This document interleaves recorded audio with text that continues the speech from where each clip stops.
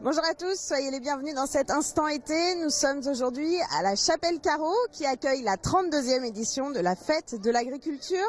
Dans un instant, on retrouvera les reportages des rédactions de TBO et TB Sud. Mais pour l'heure, je vous propose de rejoindre tout de suite le président des jeunes agriculteurs qui organise cet événement.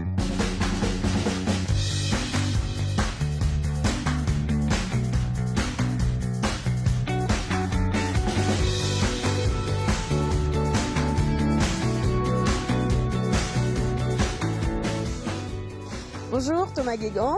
Oui, bonjour. Vous êtes donc le président des jeunes agriculteurs du C'est Morbihan. exact. Alors petit rappel, les JA, c'est le syndicat affilié à la FNSEA qui représente les professionnels de moins de 35 ans. Donc là, on est sur la 32e édition de la fête de l'agriculture à la Chapelle Carreau. On fait la fête ici alors qu'on entend beaucoup parler des crises que vous traversez. Vous avez le cœur à faire la fête? On est sur deux choses, il faut qu'on monte notre métier, monte notre fierté, et ça passe par de la fête, c'est comme ça qu'on peut attirer les gens. Alors on va revenir sur la dernière actualité, ce conflit entre les producteurs laitiers et Lactalis. Mardi dernier, un accord a été trouvé à 300 € les 1000 litres pour la fin de l'année. C'est une victoire syndicale évidemment, ça résout pas tout.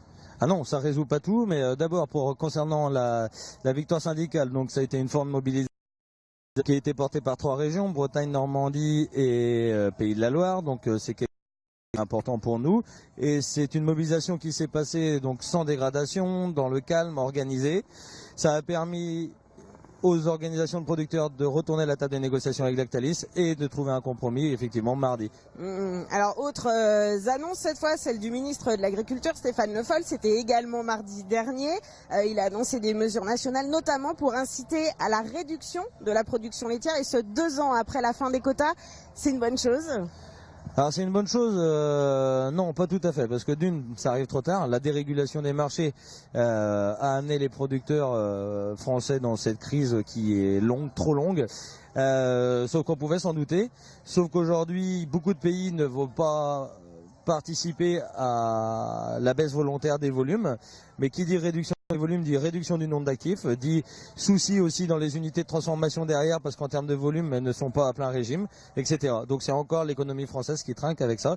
Bon, malgré tout, si ça peut permettre une embellie dans les mois qui viennent pour les producteurs, ça sera toujours une réussite. Est-ce qu'il y a des aides encore qui ont été annoncées à cette occasion, 50 millions de l'Union européenne et 50 millions pour l'État. C'est ça. Et vous alors, en tant que jeunes agriculteurs, vous avez des pistes, des solutions pour que les laitiers notamment aillent mieux? De toute façon, l'idée globale, c'est bien d'avoir un minimum de régulation des marchés afin de limiter, on va dire, la volatilité des prix et que ce soit en filière laitière ou autre, on est trop sujet à la volatilité. On a voulu nous amener dans un système mondialisé, mais on n'est pas du tout mondialisé ni sur le social, ni sur le fiscal, ni sur l'environnemental. Donc voilà, il faut faire la même chose que les voisins, enfin au même prix que les voisins, mais par contre avec des règles franco-françaises. Donc c'est très compliqué. Merci Thomas Guégan, on se retrouve dans un tout petit instant, mais avant cela, je vous propose de passer à l'actualité avec les reportages de TBO et TB Sud. Les fouets nantais ont débarqué sur Saint-Nicolas, l'île principale de l'archipel des Glénans dans le Finistère ce dimanche. Ils ont participé au 29e pardon des Glénans. L'occasion de suivre la procession et d'assister à un office religieux en plein air dédié à Saint-Nicolas, patron des navigateurs. Une tradition qui a attiré près de 1500 personnes malgré l'absence de soleil. Certes, nous n'avons pas besoin de lunettes de soleil. C'est à chaque fois pour nous un grand plaisir et un grand privilège de nous retrouver à la fin de la saison estivale. Certains sont venus pour la cérémonie traditionnelle, comme pour un pèlerinage. On aime et c'est l'âme de la Bretagne. Ça permet de retrouver ses racines et puis de se ressourcer. D'autres ont visité l'archipel et se sont laissés transporter par l'ambiance particulière de ce pardon. C'est agréable d'écouter, d'être en pleine nature, d'écouter une messe. Après la messe, les bateaux se sont dirigés en mer au milieu de l'archipel. Une gerbe a été jetée dans l'eau en mémoire des disparus.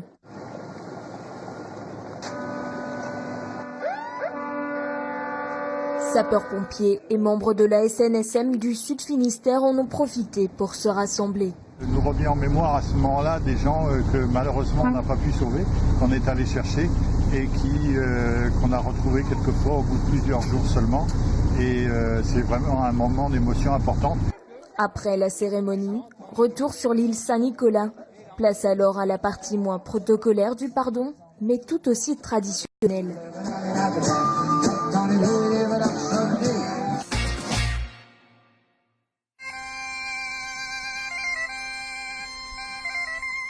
Julien Timène et Michel Kervaillant ont remporté ce dimanche le championnat des sonneurs en couple dans la catégorie cause. Pour la 4e année, ils inscrivent leur nom au palmarès du prestigieux concours de Gourin, un rassemblement de sonneurs né en 1956. C'était donc un peu bon enfant à cette époque-là et c'est devenu officiel, donc le concours est en 1956 et les premiers champions ont été consacrés champions de Bretagne, cause et Braz en 1957.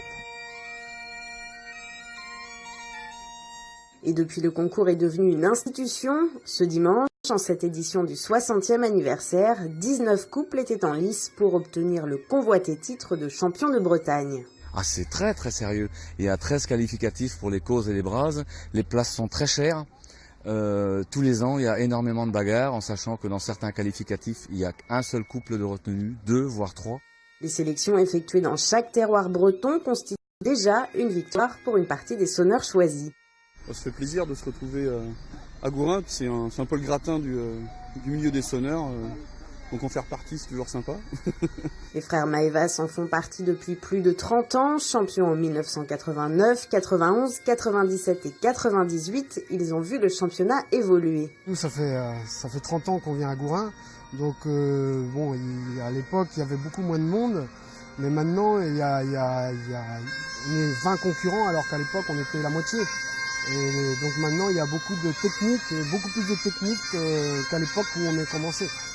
Cette année, le concours a été endeuillé. La mère de l'un des sonneurs a succombé à un arrêt cardiaque pendant la manifestation. Le concours Braz a donc été annulé.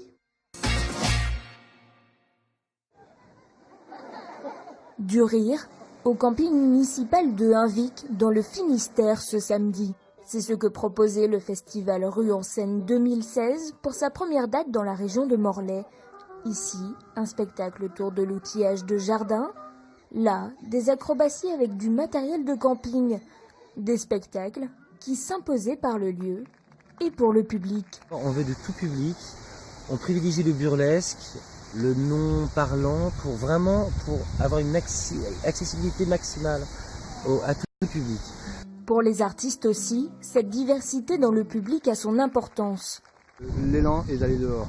Après, moi, ce que je trouve vraiment intéressant, c'est justement qu'ici, on touche un public qui ne va pas forcément dans les grandes salles de théâtre, dans les salles de théâtre tout court ou salles de concert, etc.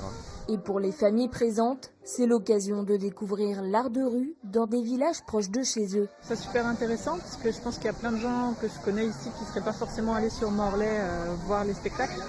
Et j'en vois ici qui sont venus parce que c'est leur commune et qui ont une autre approche peut-être, un autre regard. Donc c'est intéressant que ça vienne aussi jusque dans les petites communes. Lors de sa création, en 2000, le but de Rue en Seine était de faire connaître les petites communes. Avec 3 dates et donc 3 villages visités par an, l'objectif est rempli. Il faut à peu près 9 ans pour que les festivités aient lieu dans tous les villages de Morlaix Communauté. Rue en Seine a cette vocation-là aussi de mettre en avant un petit peu le patrimoine, la qualité architecturale, la force des centres des communes dans toutes les communes de l'agglomération. 600 à 800 personnes ont assisté à cette première soirée. Mais Rue en Seine, ça continue le 11 septembre à Pleyber-Christ et le 17 septembre à l'année à nous. Voilà, on est de retour sur cette 32e fête de l'agriculture à la Chapelle-Carreau avec vous, Thomas Guégan. Un petit point sur l'installation des jeunes agriculteurs, c'est ce qui vous préoccupe, vous, en tant que président du syndicat des JA. Le constat, quel est-il aujourd'hui ? Le constat sur l'installation 2015 a été une très mauvaise année en termes d'installation, 50 projets d'entreprise validés pour 2015. Au 30 mai, on était déjà à 52 dossiers validés, au mois de mai 2016. Donc voilà, il y a plein de choses qui ont expliqué que 2015 fut très compliqué, il y a la conjoncture. Il y a des changements en termes de règles administratives qui ont bloqué des dossiers en fin d'année qui se sont retrouvés en 2016. Bon, en 2016, on devrait être sur 90 installations validées pour le Morbihan. Il y a à ce propos un décret qui est paru au journal officiel, c'était il y a 15 jours. Il vise notamment à favoriser l'installation des jeunes agriculteurs en assouplissant ces règles d'installation. Ça va dans le bon sens?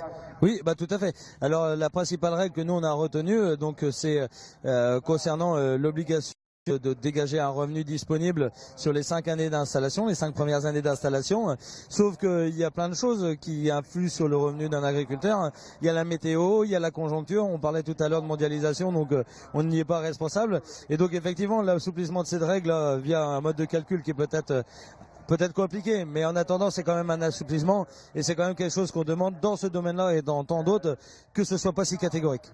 Allez, on va terminer sur cette fête, 32e édition qui se déroule ici à la Chapelle-Carreau. On voit des concours de moissonneuses-batteuses, une mini-ferme, du jeune public notamment qui est attendu ici. Vous avez envie de vous rapprocher de ce grand public? Bah de toute façon, déjà, nous, notre métier a pour vocation de nourrir la population et donc on a besoin des consommateurs et c'est aujourd'hui eux qu'on invite sur la fête. Donc qui dit consommateur dit public, tout public confondu. Et donc oui, on a besoin dans notre métier de communiquer sur nos façons de travailler, sur ce qu'on sait faire, sur ce qu'on veut faire, sur les évolutions. On ne travaille pas aujourd'hui comme on travaillait il y a même 10 ans. Et donc voilà, les choses évoluent et on veut montrer que on sait faire autre chose aussi que râler. Et donc en organisant, en montrant qu'on est capable de dynamiser des campagnes, de mettre des gens en relation et de se réunir autour d'une cause commune, une belle fête qui est capable d'inviter un maximum de monde, du public tout confondu, et voilà, pour passer une très bonne journée. Merci beaucoup. Merci à vous. On arrive à la fin de cet instant été. Merci beaucoup de nous avoir suivis. Je vous dis à très bientôt.